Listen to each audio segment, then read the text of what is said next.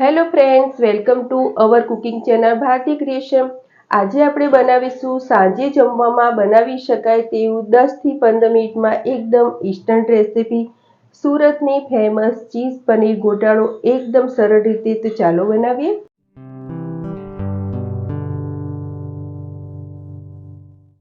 Cheese paneer ગોટાળો બનાવવા માટે આપણે 3 થી 4 નંગ લાલ ટમેટા હોય તેને રફલી ચોપ કરીને લીધા છે. એક કેપ્સિકમ, એક મીડિયમ ડુંગળી અને 2 થી 3 લીલા મરચાં લીધા છે. હવે આ બધા જ વેજીટેબલને આપણે ચોપિંગમાં એકદમ ઝીણા કટ કરી લેશું. વેજીટેબલને આપણે કટ કરી લીધા છે. અત્યારે આપણે ચીઝ પનીર ગોટાળો બનાવવા માટે 200 ગ્રામ જેટલું પનીર લીધું છે અને પનીરને આપણે આવી રીતે છીણીની મદદથી છીણી લેશું. અત્યારે આપણે એકદમ ઝીણી છીણી હોય તેનાથી છીણીએ છીએ. બધા જ પનીરને આપણે આવી રીતે છીણી લઈએ. ગોટાળા માટેનું પનીર આપણું છીણીને તૈયાર થઈ ગયું છે. પનીરનું માપ તમે તમારા ટેસ્ટ પ્રમાણે વધુ ઓછું લઈ શકો છો. હવે આપણે ગોટાળાનો વઘાર કરીશું. વઘાર કરવા માટે આપણે 2 થી 3 ચમચી જેટલું તેલ લઈશું. તેલ ગરમ થઈ ગયું છે, તેમાં આપણે અડધી ચમચી જેટલું જીરું નાખીશું. ઝીણી કટ કરેલી ડુંગળી, એકદમ ઝીણા કટ કરેલા લીલા મરચાં, થોડું ઝીણું સમારેલું લીલું લસણ. જો તમારી પાસે લીલું લસણ ન હોય તો તમે લસણની પેસ્ટ પણ નાખી શકો છો. અને થોડી ઝીણી સમારેલી લીલી કોથમીર નાખીશું. આ બધાને પહેલા આપણે સારી રીતે સાંતળી લઈશું. મીડિયમ ફ્લેમ પર આપણે ડુંગળી અને લસણની જે પેસ્ટ નાખીને કર્યું છે તૈયાર, તેને એકાદ મિનિટ જેવું સાંતળી લઈશું જેથી તેમાંથી કચાશ નીકળી જાય. 2 થી 3 મિનિટમાં જોશું તો આપણી ડુંગળી છે સરસ ટ્રાન્સફર થઈ ગઈ છે.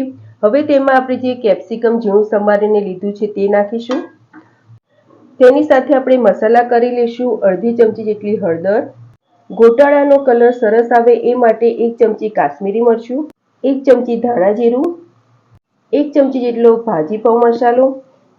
બધા જ મસાલાને આપણે આમાં સારી રીતે મિક્સ કરી દઈએ. જો તમારે ભાજી પાઉં મસાલો ન નાખવો હોય તો તમે ગરમ મસાલાનું પ્રમાણ વધારી શકો છો અને ગરમ મસાલો પણ યુઝ કરી શકો છો. અત્યારે મેં ભાજી પાઉં મસાલો લીધો છે એટલે ગરમ મસાલો યુઝ નથી કરતી. હવે આપણે આ મસાલાને સહેજ સાંતળી લઈશું જેથી બધા જ મસાલામાં આ ડુંગળી જે આપણે નાખી છે તેમાં સરસ રીતે મિક્સ થઈ જાય. એકાદ મિનિટ જેવું થઈ ગયું છે ને આપણા બધા જ મસાલા સારી રીતે સાંતળી લીધા છે અને તમે જોશો તો સાઈડમાંથી તેલ પણ સરસ છૂટું પડવા માંડ્યું છે.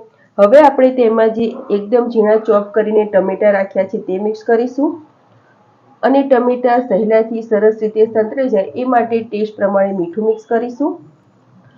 આ ટમેટાને પણ આપણે તેમાં સાંતળી લઈએ જેથી સહેજ સોફ્ટ થઈ જાય ત્યાં સુધી, અથવા તો સાઈડમાંથી તેલ છૂટું પડે ત્યાં સુધી મીડિયમ ફ્લેમ પર આપણે આ ટમેટાને સાંતળી લઈએ.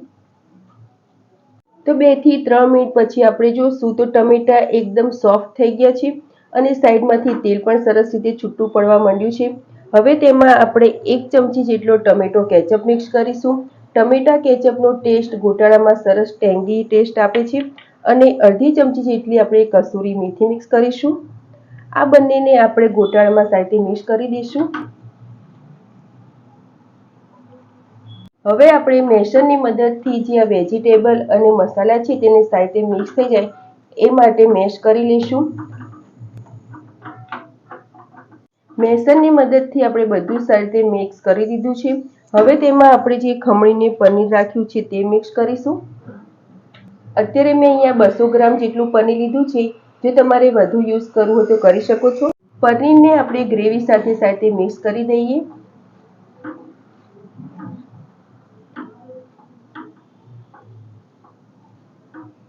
પનીરને આપણે ગ્રેવી સાથે સરસ રીતે મિક્સ કરી દીધું છે, પરંતુ બહાર આપણે લારી પર ખાઈએ તેવું ટેક્સચર લાવવા માટે આપણે તેમાં અડધો કપ જેટલું પાણી મિક્સ કરીશું અને તમારી જે રીતે થિકનેસ રાખવી હોય તે પ્રમાણે તમે આગ ઘટ કરી શકો છો. હવે પાણી નાખીને આપણે હાઈ ફ્લેમ પર આને 2 થી 3 મિનિટ માટે થવા દઈશું.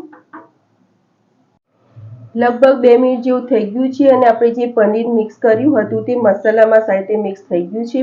હવે ગોટાળાનો ટેસ્ટ ક્રીમી લાવવા માટે આપણે અત્યારે 1 ચીઝ ક્યુબ મળે છે તે લઈશું અને ચીઝ આપણે જ્યારે પણ પનીર ગોટાળો સર્વ કરવાનો હોય ત્યારે જ નાખીશું. ચીઝનું પ્રમાણ પણ તમે તમારા ટેસ્ટ પ્રમાણે વધુ ઓછું લઈ શકો છો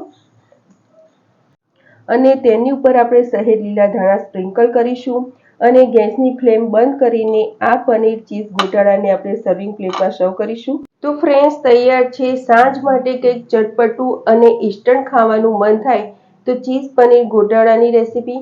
આ રેસીપી તમે એકવાર જરૂર ટ્રાય કરજો અને આ ચીઝ પનીર ગોટાળાને તમે પેપર ઢોસા, પરોઠા, પાઉં તેમજ બ્રેડ સાથે લઈ શકો છો। બનાવવામાં સિમ્પલ અને ઠંડીમાં ખાવાની મજા પડે તેવી રેસીપી તમને સારી લાગી હોય તો મારા વિડીયોને લાઇક, શેર અને આવી જ નવી રેસીપી જોવા મારી ચેનલને સબસ્ક્રાઇબ કરજો। મારો વિડીયો જોવા બદલ થેન્ક યુ।